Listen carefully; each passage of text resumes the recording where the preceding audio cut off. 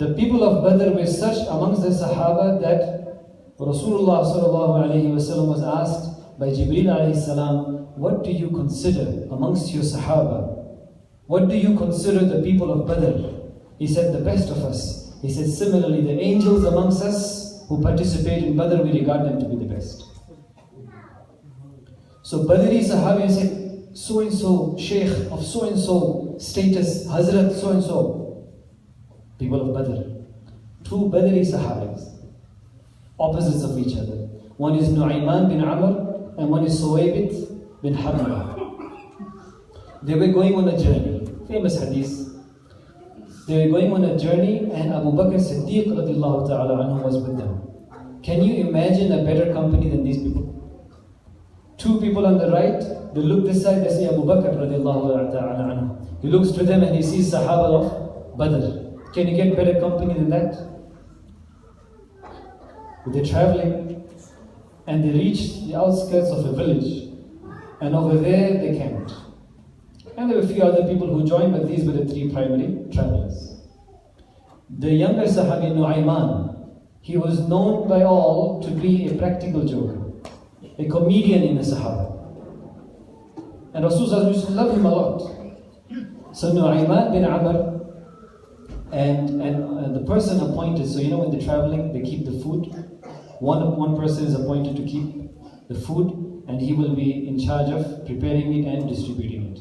So Suwaybit was in charge of the food. While they had reached, Abu Bakr Siddiq told them, I'm going for my work, I'll return. Meanwhile, you guys wait over here. So they were waiting, and so Nu'ayman, the younger one, said to Suwaybit after a while, you know what, I'm hungry, give me some of the food you have prepared. He said, La.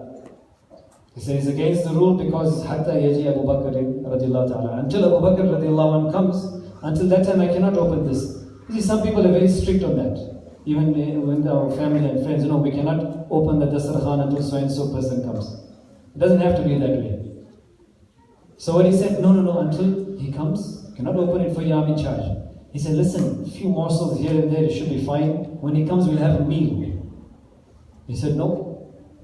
So after insisting on trying to get something to eat, and he was persistently saying no, he said, fine. Is that your final answer? He said, yeah. He said, okay, no problem. So he stood up and he walked. And he ran. He ran to the nearby village. He went there and he called the people. They all gathered around him. He said, listen, I have with me a strong Arabian slave of mine. A strong Arabian slave. He's with me. I've kept him on the outskirts. But if you want, I can make a deal because they needed people to work for them. I can make you a very simple deal. He's very strong and he's hefty and he can do a lot of work. I am his master. Are you interested in the deal? They said, sounds interesting. Where is he? They said, I'll take you there. But first, what you're going to give? They said, 10 camels. That should be fine for you? He said, perfect. 10 camels. But listen, before I take you to him, I'll give you a warning. Innahu dhu lisanin walasan. He speaks a lot. What he does? He speaks a lot. And because he has lived a life of, tough life, whenever somebody gets him, he says, I'm a free man, I'm a free man. So the minute you catch him, the first thing he's going to say is, Ana hurun, I'm free, but don't fall in his trap. Don't fall in his trap. They said, okay. He brought them to that spot where the Sahabi was seated. Badri Sahabas. Light-hearted moments. But this was very light-hearted because you'll hear the story, you'll be amazed. He went there, and from the back he told them, you go, there's your target, go catch him. So they sent the young men with ropes and a net. And they went from behind and they caught him and they tied him up. He stood up and then Nu'ayman said, give me my 10 camels. He took the camels and he said, that's your man. And he said, what you guys doing? Ana hurun, I'm a free man. He said, we heard about you, we heard, mashallah, you fit the description, but now you're going to join us. He said, what? Where? He said, come with us. So they tied him up and they took him away. Nu'ayman went under the tree, he was drinking his water and he started preparing the food. He took over the food, he opened it, he started eating. After a while, Abu Bakr radiallahu came. He said, where's our Sati? Where's our friend? He said, oh, something happened and I sold him. Something happened and I sold him. He said, you sold who? He said, I sold him. He said, yeah, Fulana. He said, where? And then he told him, so there is a village goat. So said Abu Bakr went with his friends, paid the ransom, freed him, and came back. And so Nu'ayman and him didn't speak the whole way, he was just shy from him. They went to Rasulullah. Obviously, the first thing was to talk to Rasulullah sallallahu alaihi wasallam. And so Rasulullah sallallahu alaihi wasallam heard the whole thing, and he laughed and laughed until his whole face was glowing. And they say, the Rawi says, Sahaba and Rasulullah sallallahu alaihi wasallam laughed for 1 year based on this story. 1 year they used to keep talking about him. You were the one who got sold by him. 1 year he laughed. Same Sahabi, what's his name? Nu'ayman.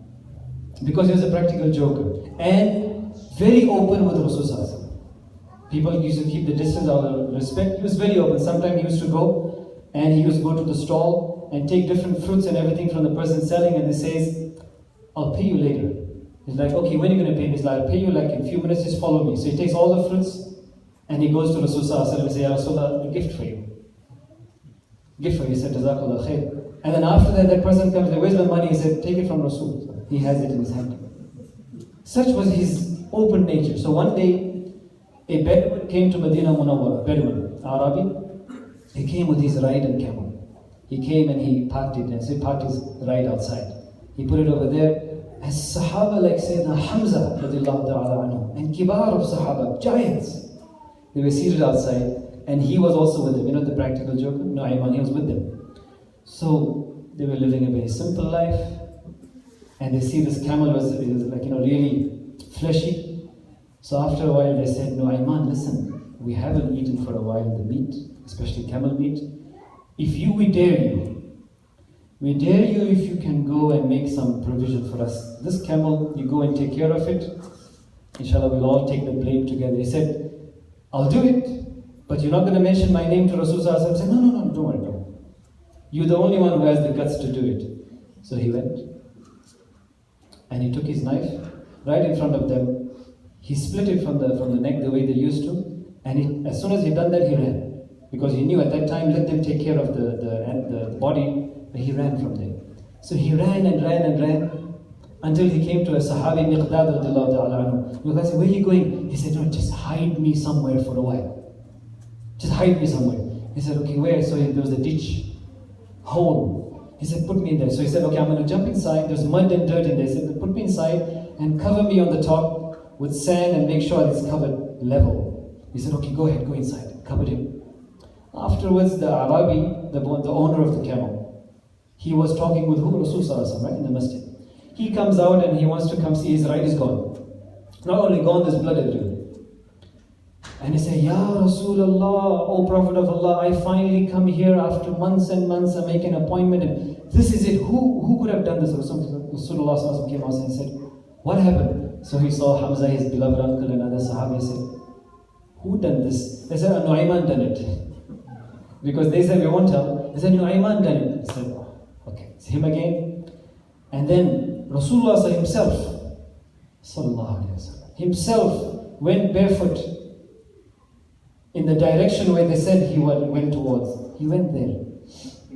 And he came across a Miqdad, the Sahabi who had hit him. Miqdad radiallahu ta'ala was asked by Rasulullah, do you know where's Nu'ayman?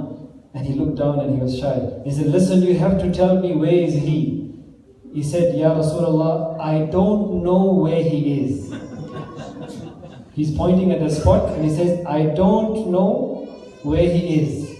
And Rasulullah said, okay. So for the benefit of our sisters, he pointed to the spot, and Rasulullah went and with his Mubarak hands, he cleaned up that spot, removed that plank, and right at the bottom of Nu'ayman sitting with mud and sand on his body, Rasulullah looked at him and started cleaning his face with the sand and said, what did you do again? He said, Ya Rasulullah, how did you find me here? He said, some people mentioned to me about your whereabouts. He said, listen, الَّذِينَ دَلُّوكَ عَلَيَّ هُمُ الَّذِينَ, the people who told you where am I, they were the ones. They are the ones who instigated me and dared me. So please go sort it out with them, I am free. Rasulullah helped him out from there, and he laughed. He laughed with him and he laughed with the rest. He came back to the Arabi, the Bedouin, and he paid him himself. Rasulullah paid him himself a much higher price than what was the actual value of his ride. And then he said to the Sahaba who were waiting for that, he said, you guys go and enjoy the barbecue. Enjoy the barbecue, he is paid. Nu'ayman, you are excused. Sallallahu Alaihi Wasallam. Look what kind of teacher he was.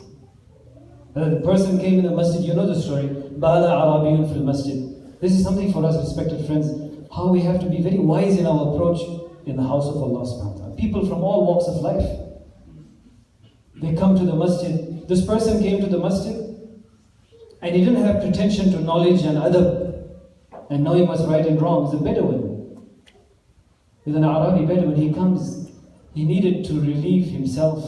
He stood in the corner of the masjid and he started urinating. He stood in the masjid and urinated. Can you imagine if somebody does that over here, somebody comes in and urinates over here, what will happen? He'll be lucky to make it outside alive. Rasulullah, the Sahaba stood up. I wanted to go and reprimand him or catch him. He said, from his reaction they knew, just leave him. Da'uhu, leave him. Let him finish his business. Let him finish up. After he was done, after he left, Rasulullah said, now our job is to clean his mess. He came to the masjid, there was a blessing of Allah. Him coming and showing some interest. Now you're going to say something to him or her. You're going to rebuke somebody based on their appearance. You're going to rebuke somebody or reprimand somebody based on how they dress. Or if the scarf is a certain manner. Or if somebody is wearing a topi or not wearing a topi. Or a imama or not. Are we going to rebuke and label fingers at people? This was not the deen Allah sent Rasulullah. It was an inclusive deen. Inclusive, loving, muhabbat, rahmah. The verse I recited, وَمَا أَرْسَلْنَاكَ إِلَّا رَحْمَةً لِلْعَالَمِينَ. We have not sent you but a mercy for mankind. Today the ummah is saying we follow Muhammad sallallahu alaihi wasallam, but we haven't adopted that rahmah. That mercy, we're supposed to be the inheritors of the mercy. Sayyidina Aisha says this is about our beloved wives, our spouses, our partners. The Rasulullah, she says that we were in the journey and the other group of people who were with us, Rasulullah said to the group, تَقَدَّمُوا تَقَدَّمُوا, you guys go ahead, you guys go ahead. And so everybody moved on. And he said to Sayyidina Aisha, he tied up his shawl, and he said, from here until that side of the tree, we can have a race. Do we do that? Do we spend that much time with our wife and our children? That Rasulullah in the middle of an expedition, in the middle of a battle or after the battle, expedition in the middle of a journey, he says to her, I'm going to race you from here to that side of the jungle. Sallallahu Alaihi Wasallam. And she says, I was much lighter than later on in body and my physique. So she says, I raised him and I beat him. And Rasulullah congratulated me. She says, later on, another time we had a race, similar occasion, and he said to the people, move on, and he raced me again. And this time she says, I had picked up a little bit weight, and so she says, he beat me in this race. And he said, are you talking about Rasulullah's age was 55 plus, close to 60. And then he said to her rejoicefully after smiling and laughing, he said, هَذِهِ بِتِلْكَ هَذِهِ بِتِلْكَ. This victory of mine is in lieu of that loss. Now we are equal. Sallallahu Alaihi Wasallam. This is the balance. This is moderation personified. The epitome and the pinnacle of goodness, Rasulullah Sallallahu Alaihi Wasallam. With regards to the topic of being inclusive, there was a Sahabi by the name of Zahir radiallahu ta'ala anhu. Muslim of Ahmad nation. This Sahabi by the name of Zahir radiallahu ta'ala anhu. He used to live far away from Medina. Not in the city, the outskirts of the city. So can you imagine a person who leaves everything and comes to the city? He is not aware of the hustle and bustle of the city. Right? They're not aware of that. So it's difficult to just start your life in a different area, in a new big city.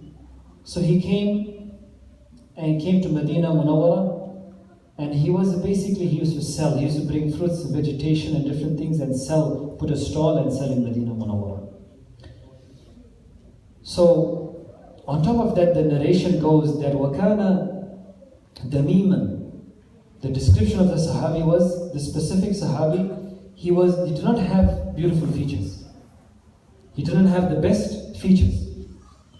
So from outside town, far away, somebody who did not have much good features about him, Rasulullah